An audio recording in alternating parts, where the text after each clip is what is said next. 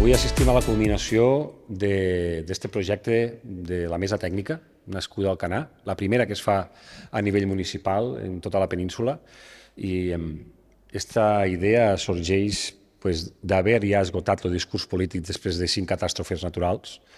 Els polítics, jo penso que ja no tenim res més a dir davant de tot el que està passant.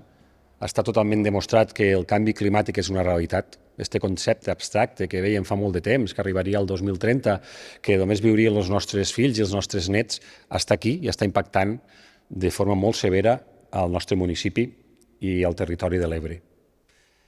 Estàvem obsessionats, no? Pareix tota la classe política i les institucions en les mesures reactives. Parlàvem d'ajudes, de subvencions per catàstrofes naturals, i després de l'any 2021, quan nosaltres aquí al Canà ja portàvem 3 episodis d'emergència per protecció civil, abans anomenats catàstrofes naturals, vam entendre que aquesta part reactiva, encara que era important, no era la pedra angular de les accions contra el canvi climàtic. Havíem d'explorar la part preventiva, aquelles accions que s'han de dur a terme abans de que plogui de forma estructural perquè els efectes dels aiguats no siguin tan greus. I a partir d'aquí va néixer o vam elevar la idea de la mesa tècnica. Al final han sigut més de 20 experts, catedràtics, acadèmics, professionals del món de les emergències, de la comunicació, de la geologia, de la meteorologia, de l'urbanisme, que es van congregar al Canà a principis d'any, durant un cap de setmana, i d'aquí va néixer un informe de més de 300 pàgines en tot d'accions que el municipi del Canà haurà d'executar a partir d'ara per a transformar-se en un municipi resilient, repeteixo, en aquest fenomen que ja és una realitat, que és el canvi climàtic. A partir d'aquí s'obre aquest nou escenari en què a nivell municipal executarem totes les obres que puguem, atenent els nostres recursos, però també les institucions supramunicipals han de posar moltíssim de la seva part per a que totes aquestes accions se puguen executar en temps i forma. Recordem que cada tardor, pràcticament cada tardor, aquí s'activa una nova catàstrofe natural. Per tant, molt contents, per una banda, perquè nosaltres hem fet la feina a nivell municipal. Esperem que aquest model de gestió se pugui implementar o exportar a altres llocs del litoral català i també valencià, que fa molta falta. I ara ens queda una part molt complicada, que és estirar els recursos per a implementar totes aquestes accions. Hi ha, recordo, 300 pàgines, no? És a dir, és un estudi en profunditat i a més una radiografia del que és un municipi com el Canà, que és epicentre del canvi climàtic. Per tant, això és important. Hi ha múltiples accions. Les més importants, jo penso que són 2. En primer lloc, les bases de laminació, un concepte que nosaltres també vam conèixer al principi, a partir del 2018. Això són grans superfícies que s'han de construir des de la falda del Montsià fins al mar Mediterrani per a fer que l'aigua perdi intensitat i quantitat, per tant, que arribi a les zones urbanes d'una forma molt més amable, si me permeteu l'expressió. I després està aquella paraula, aquell concepte que semblava que tothom tenia temor de pronunciar, perquè és que està a l'ordre del dia, perquè veiem tots que és la solució definitiva i, per fi, totes les administracions a tots els nivells, tots els polítics i fins i tot els veïns ja són capaços de pronunciar-ho, que és l'expropiació, és la deconstrucció, la renaturalització dels espais, el trasllat de les persones que estan en perill en les zones més vulnerables. Som molt conscients que això no serà un procés fàcil. De totes maneres, jo penso que aquest primer pas s'havia de trencar aquesta pantalla. Era un concepte que per alguna raó ningú s'atrevia a pronunciar, potser perquè és molt radical, potser perquè té a veure en la vida de les persones, que les persones surtin de la seva casa i siguin traslladades a un altre lloc a causa del canvi climàtic, o també, això és cert i s'ha de posar sobre la taula, per les irresponsabilitats urbanístiques que es van cometre en les últimes dècades del segle XX, també, són les dues coses alhora. Això semblava que era massa radical per a poder-ho estudiar. Ara no només ho estem estudiant, sinó que l'Ajuntament del Canà ja està contractant a les persones que han de fer les taxacions de les cases, s'assentarà a negociar amb els veïns i la Generalitat de Catalunya ha posat el seu compromís damunt la taula de poder ajudar l'Ajuntament d'Alcanar en recursos econòmics per a fer la compra, l'adquisició d'aquestes cases i finalment traslladar els veïns a llocs més segurs, que en aquest cas, en aquestes 10 vivendes de la urbanització de l'Estona, estem tots convençudíssims i totes que és la solució definitiva. El més important de la situació del càmping és que tots estem alineats. Penso que aquest és el primer pas per a poder executar accions, com diem, definitives. El propietari del càmping entén perfectament que per a mantenir un negoci fa falta, si me permeten l'expressió, sacrificar una part del càmping actual. Això ho tenim tots clar i a partir d'aquí hem d'estudiar la millor opció per a transformar tot este negoci, este càmping, en quelcom que és més segur i on les persones puguen evacuar de forma molt més fàcil i molt més ràpida, perquè, com ja sabem, aquests flash flood, que són les inundacions llampec, este fenomen que ens està passant en les danes, se produiran cada any i l'objectiu de tots i totes és que a la tardor de l'any vinent això ja estigui solucionat. És probable, i això n'hem parlat precisament este matí en el propietari, que aquí li vull agrair que en aquest moment també que ha de ser molt dur per a tota la família que és propietària d'aquest negoci històric, hagi reflexionat, no ho ha fet ara, sinó des de fa molt de temps, i el que intenta sempre és trobar solucions, invertir per a que el seu negoci no desaparegui i de la mateixa manera o paral·lelament les persones les usuàries no estiguen en perill. Això és complicat, quan estem veient aquest tipus de fenòmens meteorològics, però no és impossible. És a dir, hi ha una sèrie d'opcions plantejades per la Generalitat de Catalunya com unes bases de laminació que s'han d'instal·lar a la falda de la muntanya, que ajudaran a que el pas de l'aigua sigui més amable. Aquestes expropiacions o adquisicions de les cases que reconduiran l'aigua de forma natural fins al mar i a partir d'aquí s'haurà de reconfigurar la construcció d'aquest negoci, que com dic és històric i volem que prevalgui, però sempre, evidentment, prioritzant la seguretat de les persones. Nosaltres estem parlant de 10 vivendes, però escolta'm, no ens fem ningú trampes al solitari, han de ser tots francs, és a dir, no només al Alcanar, sinó a Catalunya, crec que era un 15% dels habitatges estan construïts en zones inundables. Haurem de veure quines zones inundables són i quins paràmetres de risc hi ha en cada habitatge, però estic completament segur que aquestes 10 vivendes són la punta de l'iceberg del que després s'haurà d'anar, diguem-ne, materialitzant al llarg dels anys, que és traslladar les persones dels llocs més inundables. Estem parlant del principi de tot. Estem parlant del principi del canvi climàtic.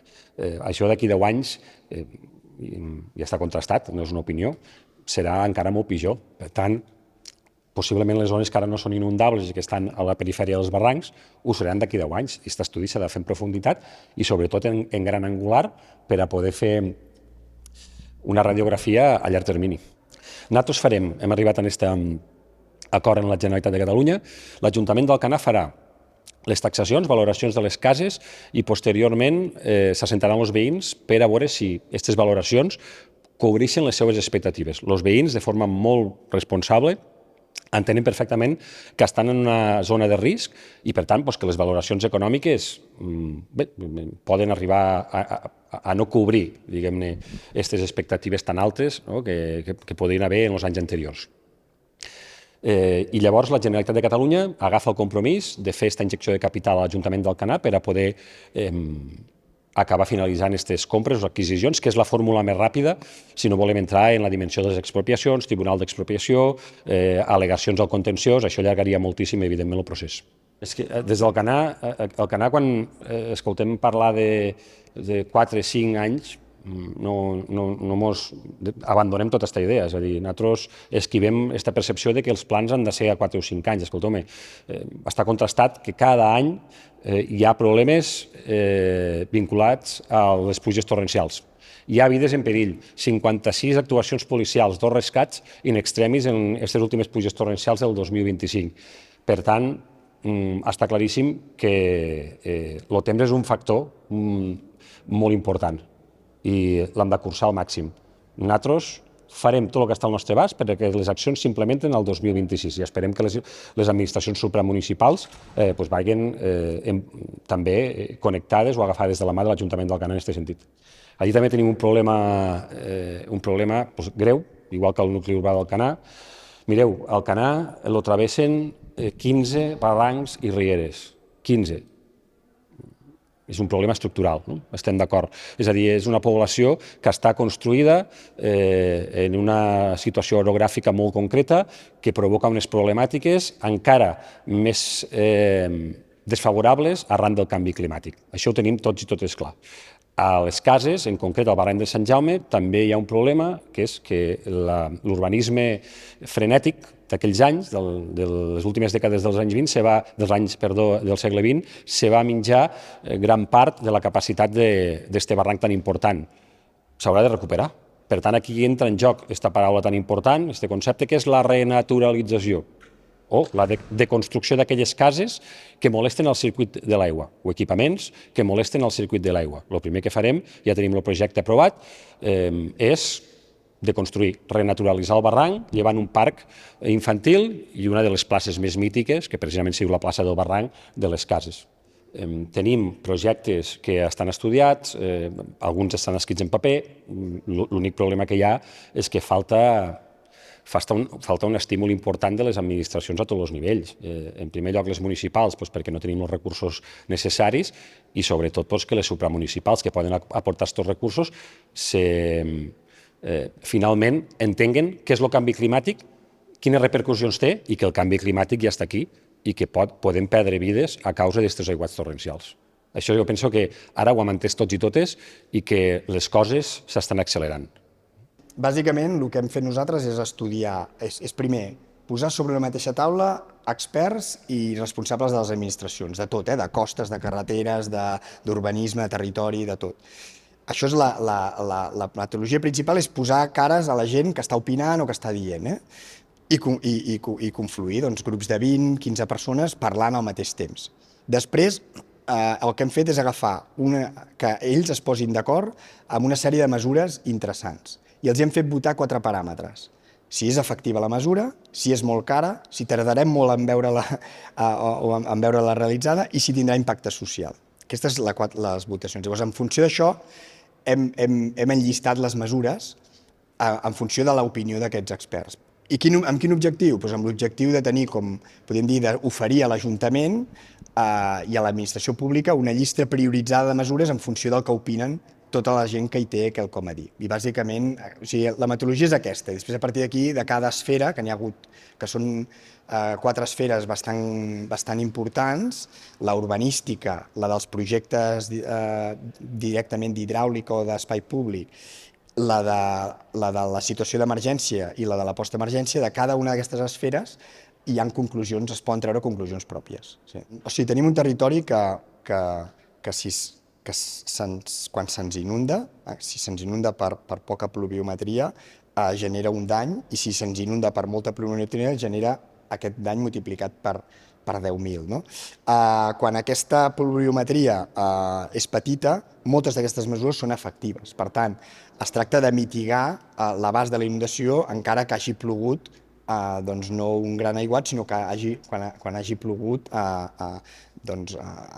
podríem dir, amb una pluviometria mitja alta, però que també continua donant problemes. Sí que és veritat que hi ha moments d'alta pluviometria, d'aiguats molt forts, que possiblement algunes d'aquestes mesures no són suficients. Això es va veure amb una petita mesura que ja es va fer una prova pilot d'un transvasament d'un torrent a l'altre, que ha funcionat fins ara en tots els aiguats que hi ha hagut fins al d'aquest octubre, però en el moment en què va ocórrer aquest aiguat, doncs realment es va desbordar igualment, per mesures X. Llavors, per tant, s'han d'elevar altres mesures que puguin complementar les purament hidrològiques. Les hidrològiques són unes mesures que tenen un límit màxim, que es diu caudal, però quan superem aquest límit màxim ens hem d'estar preparats per poder entomar el que vingui després, no? I de vegades vol dir mesures més de secció de carrer, no? O de disseny de carrer, de vegades són mesures de recomanar que les persones no visquin en planta baixa o no tinguin coses de valor en planta baixa, i de vegades són mesures més traumàtiques com 10, 12, 20, les que faci falta, cases que es troben just sobre la llera s'hagin de desplaçar, no? Per tant, sempre parlem de que és no hi ha una fórmula salvadora única en els casos d'aquestes disrupcions climàtiques que n'hi hem nosaltres, sinó que el que hi ha és un conjunt de mesures que totes elles s'encaminen cap a la millora de la resiliència del territori, i per tant es tracta gairebé de fer un trajo a mida en cada un dels territoris en funció de molts paràmetres que conflueixen, urbans, de purament urbans, des d'on aparquem, fins a com vivim, fins a quina activitat tenim als carrers, fins a com són els carrers, a d'altres purament, podríem dir, vinculades a la pluviometria, mesures hidràuliques, dimensió de les lleres, manteniment de la llera, pròpiament dit, del que és la conca, etc. El territori d'Alcanar ha tingut la mala sort de tenir 3 episodis molt greus d'aiguats en 6 anys, i llavors li podríem sumar el del 2018, que serien amb més... ampliaríem aquest rang a 4 episodis d'aiguats, no? Però realment el que és la situació urbana respecte a les conques és la taca urbana, per entendre's, no? Respecte a lo que és els cursos fluvials, ens trobem en moltes altres situacions a Catalunya en què poden haver-hi problemes. Aquí hi ha hagut una major freqüència d'aiguats i per tant una major freqüència, però aquesta realitat urbanística d'ubicació o de descontrol d'uns anys, d'una època, que ha ubicat cases i edificis damunt les lleres, és una realitat que tampoc és molt extesa, però sí que es repeteix en diversos territoris a Catalunya, sí. Totes aquelles que no impliquin un canvi normatiu i un canvi en el planejament urbanístic són viables. Totes les que es poden fer amb el sistema, podríem dir, o amb l'ordenament actual urbanístic, són viables sempre i quan hi hagi els recursos per fer-ho. Si xoquen amb el reglament urbanístic, penseu que estem parlant de zones fluvials que tenen àrees urbanes al damunt totalment legalitzades per un planejament urbanístic. Per tant, no estem parlant d'àrees irregulars, estem parlant d'àrees totalment legals des del punt de vista urbanístic. Per tant, tota actuació damunt d'aquestes àrees són ràpides, són ràpides si no comporten aquest canvi de planejament urbanístic. L'expropiació dependrà també de la voluntat de les persones. Tu pots expropiar i allò a la llarga arranjar-ho des d'un punt de vista urbanístic, que és molt més lent, però tu de bones a primeres indemnitzar la gent perquè marxin d'un lloc. Sempre i quan no soc advocat, vull dir que no sé després si pot haver-hi algun problema en aquest aspecte. Però les bases de l'administració sobretot són viables perquè moltes d'elles es situen en zona no urbanitzable o no urbana. Per tant, des de moment s'estan treballant en el perímetre d'aquestes àrees urbanes que estan afectades.